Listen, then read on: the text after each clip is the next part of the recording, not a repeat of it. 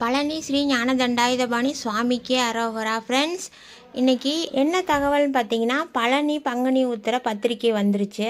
தமிழ் மாதங்களில் கடைசி மாதம் பங்குனி, நட்சத்திரங்களில் கடைசி நட்சத்திரம் உத்திர நட்சத்திரம், பௌர்ணமி எல்லாம் சேர்ந்து வர்றதான் பங்குனி உத்திரம்.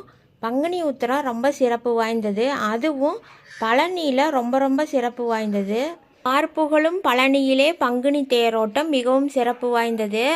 பழனி முருகன் கோவிலில் பங்குனி உத்திர திருவிழா 10 நாள் திருவிழா. அதற்கான பத்திரிக்கை வந்துருச்சு. ஏப்ரல் 5ஆம் தேதி காலையில் 11 to 12 கொடியேற்றுறாங்க திருஆவினங்குடியில்.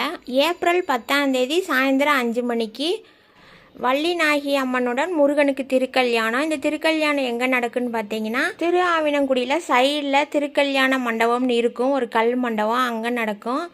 அது முடிஞ்ச உடனே நைட்டு வெள்ளித்தேர் போகும். அதுக்கு அடுத்த நாள் ஏப்ரல் 11ஆம் தேதி தான் சாயங்காலம் பங்குனி உத்திர தேரோட்டம். கிரிவீதி ஃபுல்லாமே சுற்றி வரும். அது மட்டும் இல்லைங்க, இந்த 10 நாளுக்கும் 10 சிறப்பு நிகழ்ச்சி இருக்கும். எங்கே நடக்குன்னு பார்த்தீங்கன்னா, நவீன முடித்திருத்தும் இடத்துக்கு எகுத்த மாதிரி இருக்க குடமுழுக்கு மண்டபத்தில் நிகழ்ச்சிகள் நடக்குது.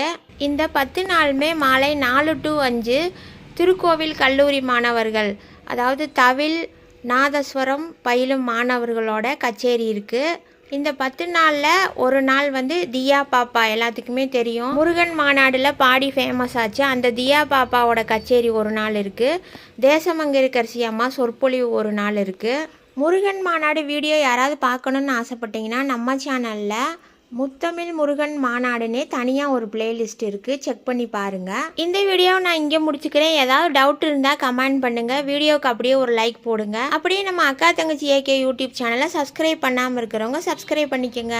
நன்றி, வணக்கம்.